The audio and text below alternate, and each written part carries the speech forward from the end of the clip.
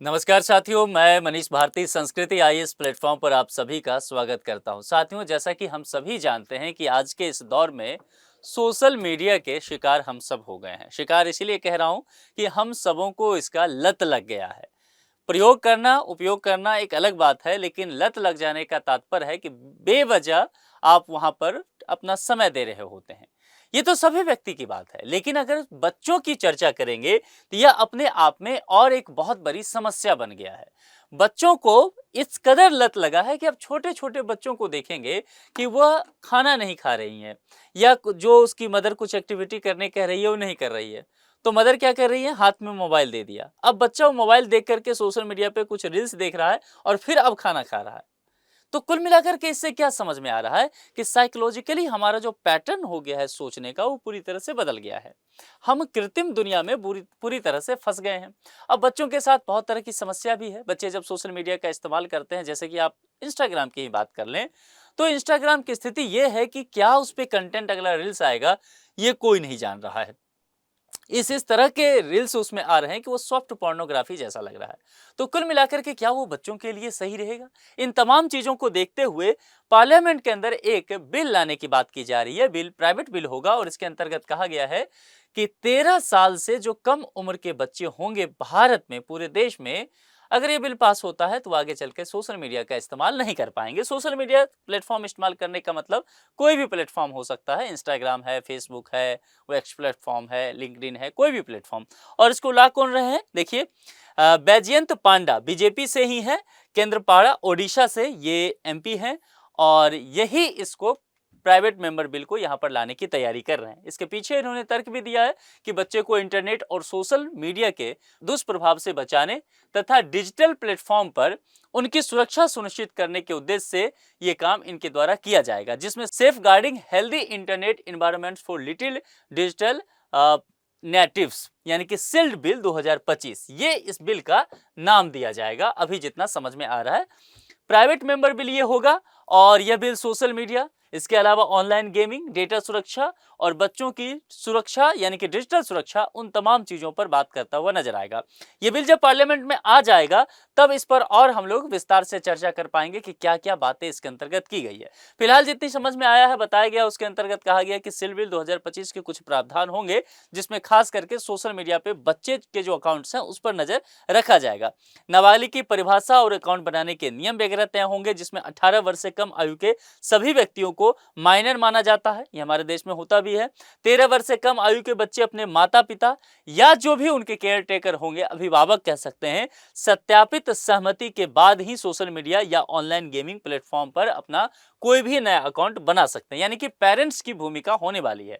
बच्चों के डेटा की सुरक्षा को लेकर के बात किया गया, क्योंकि टेक कंपनियां कब तक किसका डेटा रख रही है, उसका क्या इस्तेमाल कर रही है, इन तमाम चीजों को समझना होगा। खास करके वो डेटा अगर बच्चों से संबंधित है तो ऑनलाइन गतिविधि जो भी हो रहा है उसका ट्रैकिंग करना, प्रोफाइलिंग करना, डेटा के आधार पर जो पर्सनल ऐड होता है बच्चों को, वही चीज दिखाए जाना है ना, बार बार दिखाया जाना ताकि उनके मन पे आ जाए और फिर वो चीज खरीदना चाहे, ये सब नहीं दिखा पाएंगे। बच्चों का केवल आवश्यक सेवाएं प्रदान करने के लिए डेटा उसका एकत्र किया जाएगा।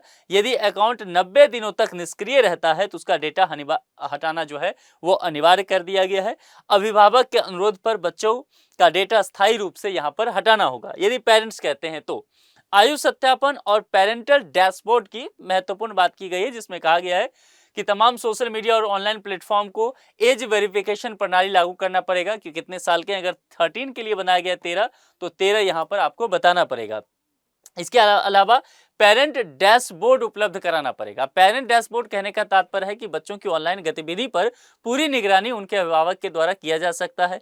प्राइवेसी सेटिंग नियंत्रित वो कर सकेंगे। स्क्रीन टाइम सीमित कर देंगे कि 2 घंटा या 1 घंटा ही वो मोबाइल देख सकते हैं। उसके अलावा ये प्लेटफॉर्म पूरी तरह से इस बात को सुनिश्चित करेगा कि बच्चे पोर्नोग्राफी, ऑनलाइन सट्टेबाजी, हिंसक या उग्रवादी सामग्री हो सकता है, ड्रग्स से संबंधित कंटेंट हो सकता है, इन तमाम चीजों को ये ना देखें, ये इनसे दूर रहे।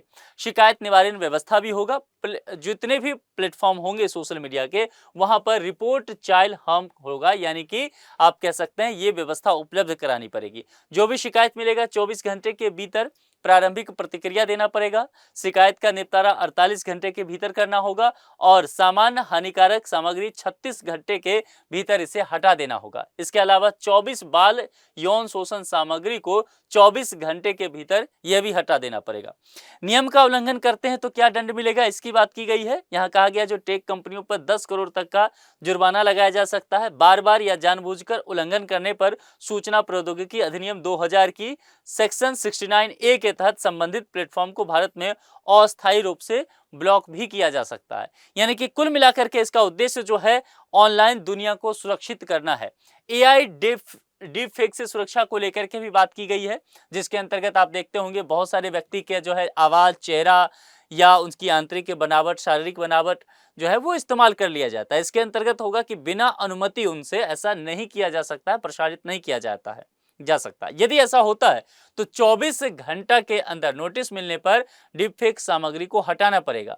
इसके अलावा यह भी कहा गया है कि 12 घंटे यानी कि जो सेक्सुअल कुछ कंटेंट हैं, अश्लील कंटेंट है, अगर रिपोर्ट किया जाता है तो इसको 12 घंटे के अंदर हटाना होगा और धोखाधड़ी, ब्लैकमेल, अश्लील सामग्री फैलाने के उद्देश्य से डीपफेक बनाने पर 3 वर्ष का कैद और 10 लाख का ये जुर्माना भी लगाया जा सकता है।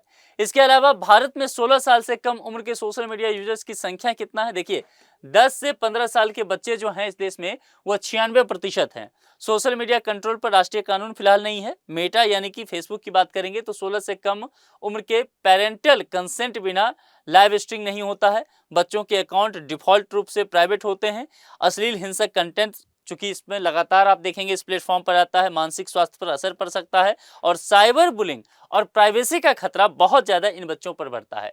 टीनेजर सोशल मीडिया से क्यों जुड़ते हैं, सबसे महत्वपूर्ण बात यही है, दोस्तों से कनेक्शन के लिए, मनोरंजन के लिए, कूल दिखने के लिए, सोशल वैलिडेशन के लिए, मेरे पास इतने लाइक्स हैं, फॉलोअर्स हैं, इन चीज़ों के लिए, नई चीज़ें एक्सप्लोर करने के लिए, अकेलेपन से बचने के लिए, खुद को एक्सप्रेस करने के लिए, अलग पहचान बनाने के लिए, सेलिब्रिटी से जुड़ने के लिए, अपने अब मेरे को MS धोनी पसंद है तो MS धोनी से जुड़ना है मेरे को, तो क्या होगा, उनका आप एक्स प्लेटफॉर्म पर शेयर करो, इंस्टाग्राम पे उनको फॉलो कर लो, ये सारी चीज़ें करने के लिए, ट्रेंड्स फॉलो करने के लिए, आजकल वो भी होता है ना। तो और उसके बाद सबसे महत्वपूर्ण कंटेंट क्रिएशन के लिए, अभी आपने देखा जंतर मंतर पे प्रदर्शन था, बहुत सारे बच्चे कंटेंट प्रिपरेशन करने के लिए वहां पे जा रहे थे, बहुत सारे कंटेंट क्रिएट किए गए और अपलोड किए गए। कर्नाटक बच्चों के सोशल मीडिया यूज पर बैन लगाएगा और ऐसा करने वाला देश का पहला राज्य होगा। पेरेंट्स की परमिशन जरूरी होगी और आंध्र प्रदेश में भी इस बात को लेकर के तैयारी चल रही है। आंध्र प्रदेश के जो मुख्यमंत्री हैं चंद्रबाबू नायडू, उन्होंने कहा है कि हमें 13 साल से कम उम्र के बच्चों पर सोशल मीडिया बैन का सुझाव मिला है। अगले 90 दिनों में इसे लागू करने की कोशिश होगी। हालांकि उम्र सीमा 13 या 16 साल तय करने की अभी चर्चा चल रही है। तो यह कह रहे हैं कि या तो 13 करेंगे हम या 16 करेंगे, लेकिन इतना तय है कि बैन करके मानेंगे। इसके अलावा फ्रांस की अगर बात करें, देखिए भारत ही नहीं, भारत के अलावा अन्य देशों ने भी इस पर काम किया है। फ्रांस से पारित हुआ बच्चों के लिए सोशल मीडिया पर प्रतिबंध लगाने का विधेयक। इसके अंतर्गत कहा गया है कि हमारे बच्चों का दिमाग बिकाऊ नहीं है, यानी कि लगातार देखेंगे क्या होता है। हम सोचते हैं कि हमारा क्या ही जाएगा, हम फेसबुक पे हमारा क्या जा रहा है, लेकिन हमारा टाइम जा रहा है, हमारी सोच जा रही है ना। तो वही कह रहे हैं, ये उनकी भावनाएं ना तो बेची जा सकती है, ना उनके साथ खेल किया जा सकता है, चाहे वो अमेरिकी प्लेटफॉर्म हो या चीनी एल्गोरिदम। ये वहां के प्रेसिडेंट जो मैक्रो हैं वो कहते हुए नजर आ रहे हैं। ऑस्ट्रेलिया में 16 से कम उम्र वाले सोशल मीडिया नहीं चलाते हैं। ये सोशल मीडिया प्लेटफॉर्म पर पूरी तरह से वहां पर बैन होता है। इसके अलावा Facebook, Instagram, TikTok, x, Snapchat, YouTube, threads, Reddit और किक, ये सब यहाँ पर बैन होता है। ये सोशल मीडिया प्लेटफॉर्म खुले रहते हैं, जैसे कि डिस्कॉर्ड, ट्विच, मैसेंजर, व्हाट्सएप, यानी कि कुल मिलाकर के जहाँ से पढ़ने लिखने और थोड़ा बहुत मैसेजिंग का काम हो जाए वो वहाँ पर ओपन रहता है। दुनिया भर के बच्चों के लिए सोशल मीडिया पर आयु सीमा के नियम क्या है? ऑस्ट्रेलिया में 16 वर्ष से कम पर लागू है। प्रमुख प्रावधान भी इसके अंतर्गत दिया गया। फ्रांस में 15 वर्ष से कम प्रस्तावित है, डेनमार्क में 15 वर्ष से कम प्रस्तावित है, ग्रीस में 15 वर्ष से कम, जर्मनी निर्धारित आयु सीमा नहीं है, यूनाइटेड किंगडम 16 वर्ष से कम और आयु आधारित नियम जो है यूरोपीय संघ में कई देशों 27 देशों में तकरीबन है। तो कुल मिलाकर के देखेंगे दुनिया भर के देश अब इस बात को लेकर के चिंतित हो रहे हैं कि अपने बच्चों का मानसिक स्वास्थ्य कैसे बचाया जाए। एक प्रश्न इसी टॉपिक पर है, अब इसका जवाब ढूंढ करके कमेंट बॉक्स में लिख करके जरूर बताइए।